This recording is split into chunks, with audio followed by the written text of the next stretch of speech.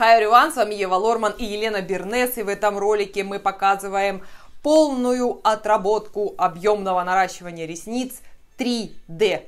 Let's go, друзья! Работаем мы изгибом С, толщина ресниц у нас 0,07 мм, диапазон длин от 7 до 13 мм. И мы будем с вами делать лисий эффект. Давайте посмотрим на глаза нашей модели. Они у нее крупные достаточно, близко посажены, углы не лежат на одной оси. Внешние углы немного приподняты, вы это и сами видите. Поэтому нашей модели мы выбрали однозначно лисий эффект. И работать мы будем в книжной однофазной технике. Так как у клиента близко посаженные глаза, мы не должны у внутреннего глаза создавать сильный веер. Ресницы тут должны смотреть как бы больше вперед, но не в сторону внутреннего угла. Поэтому однофазная техника подходит именно для таких случаев, когда не рекомендуется ярко выраженный веер именно у внутреннего угла глаза. Итак, начинаем практику. Одевает наш клиент одноразовую шапочку, изолирует волосы. Приглашаем ее лечь на кушетку. Мастер опять обрабатывает руки свои специальным средством. По поводу перчаток я вам говорила в прошлом уроке. Можете перчатки не одевать, если у вас аллергия, но обработка рук обязательно. Далее обрабатываем окологлазное пространство специальным лосьоном, содержащим в себе хлоргексидин. При наращивании ресниц вся подготовка абсолютно одинаковая. С патчами, я надеюсь, вам уже все понятно, но еще раз повторю. От того, как приклеен патч, зависит, по большому счету, все наращивание. Если вы изолировали полностью нижние ресницы и патч не мешает вашему клиенту, значит все будет замечательно. Слезиться глаз не будет, наращивание пройдет благополучно. Вот мы приклеили, попросили клиента прикрыть глаз и чтобы он почувствовал, насколько ему удобно. Не врезается ли ему патч в веко. Если нет, то приступаем к приклеиванию второго патча. А дальше начинаем рисовать эффект. Находим середину глаза, определяем внутренний и внешние углы. Затем у внешнего угла находим зону 3-4 мм и оставшуюся зону делим на 3 равные части.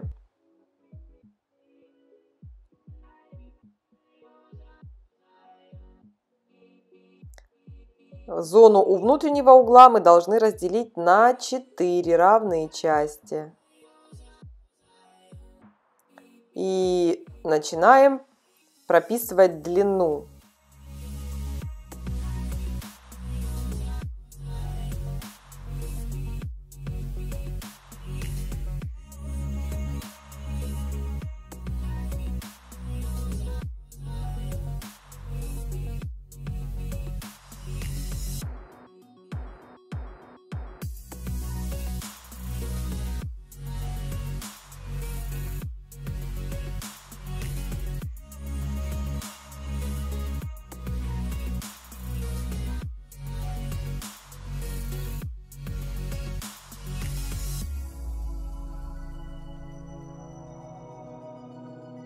Дальше мы должны расчесать специальной расчесочкой ресницы и обезжирить обезжиривателем. Наносим его на микробраши и аккуратно каждую ресницу старайтесь обезжирить. От этого этапа зависит носибельность, потому что если плохо будут обезжирены ресницы, то носибельность уменьшается из-за того, что жир, которым смазана наша кожа, это называется кожное сало. Оно присутствует, в принципе, на всей поверхности тела и на ресницах в том числе. Поэтому обязательно обезжиривание в наращивании ресниц. Дальше мы капаем капельку клея в нашу ромашку и начинаем формировать пучок. Делаем пучок на ленте, захватываем пинцетом-топориком ресницы, погружаем основание ресниц в клей Излишек клея надо убрать. Левой рукой отделяем рабочую ресницу и ставим на нее искусственные, отступая от века 0,2 мм.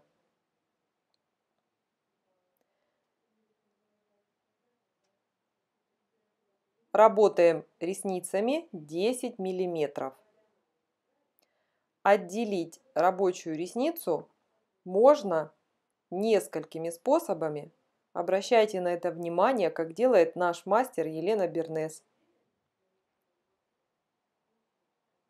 Отделять рабочую ресницу можно интуитивно. Если вы видите, что ресница легко доступна, то достаточно все ресницы наклонить от нее в противоположную сторону, и она останется одна. И можно на нее ставить искусственные ресницы. Такой способ применяется часто, если свои ресницы редкие. У нашей модели достаточно редкие ресницы, поэтому мы ей выбрали объемное наращивание. И отделение рабочих ресниц здесь не затруднительно. Следим за длинами ресниц, которые мы нарисовали на патче. Обязательно нужно следить за этим, чтобы получить эффект такой, который мы выбрали.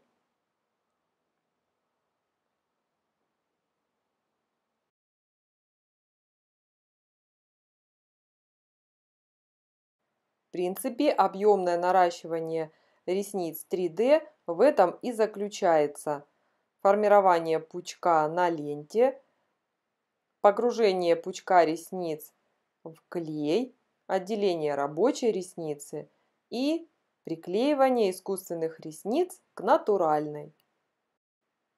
Самое главное, смотрите за длинами, которые постоянно будут меняться.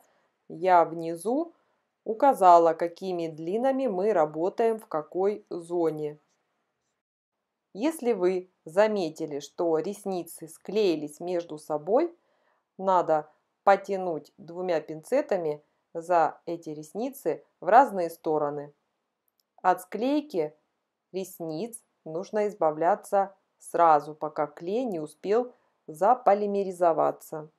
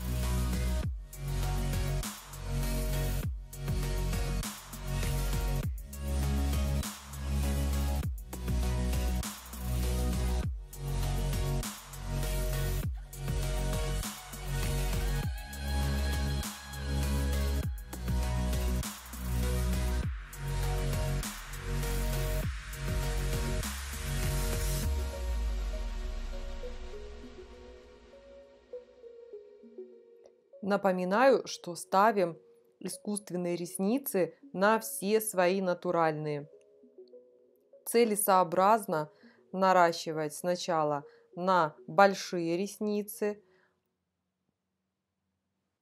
затем легче будет отделять маленькие натуральные ресницы.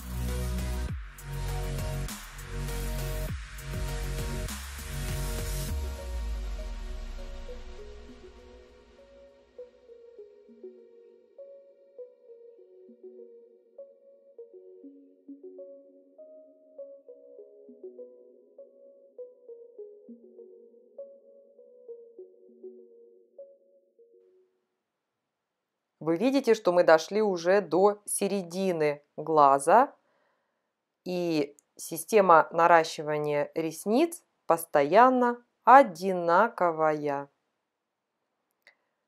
Чем ближе к внутреннему углу глаза, тем будет сложнее работать,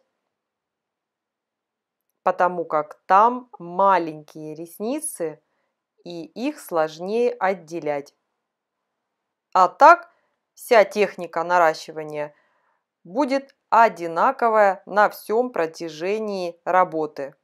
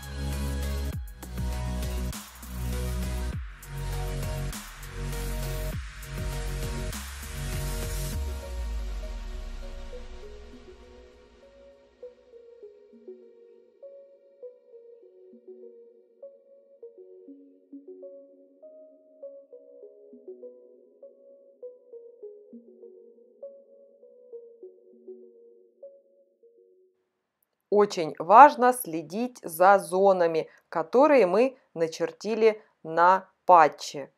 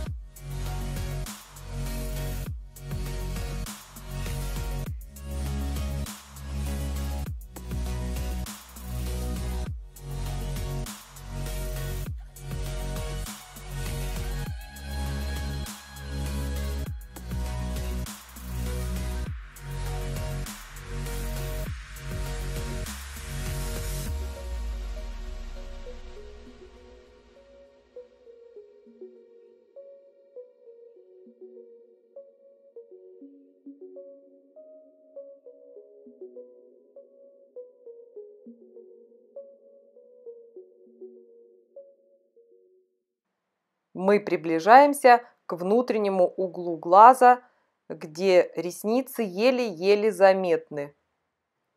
В этом месте мастеру надо приложить чуть больше усилий.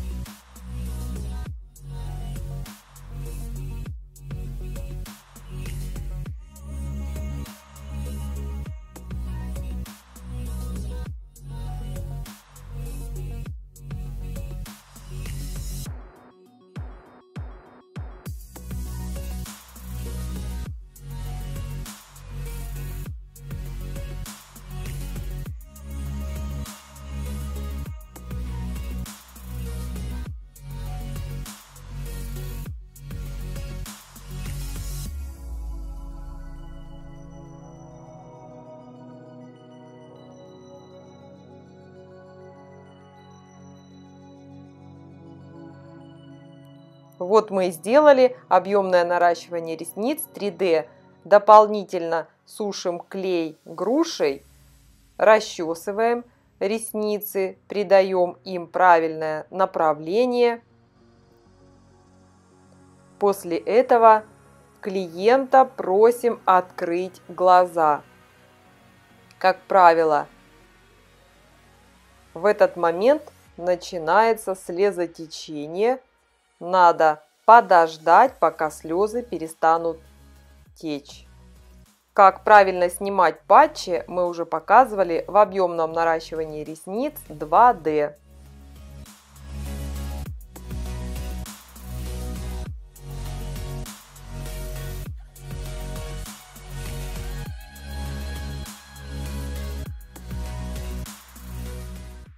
мы делали лисий эффект, объемное наращивание 3D. Лисьим эффектом мы опускали внешние углы глаза, так как у нашего клиента они находятся выше, чем внутренние углы глаза. И мы добились того, что хотели. На сегодня все. Мы надеемся, что ролик был для вас полезный. Подписывайтесь на канал, ставьте лайки, пишите комментарии, задавайте вопросы. Bye-bye, everyone! С вами была Ева Лорман и Елена Бернес. И до встречи в новых видео. Ева Лорман, Елена Бернес. Уроки красоты и антистресс. С нами научишься ты всему. Вот смотреть нас надо почему. Хочешь о ресницах и бровях, депиляции, ногтях все узнать? Подпишись на канал и будешь изучать. Просто смотри все наши видосы и сразу решишь все свои вопросы.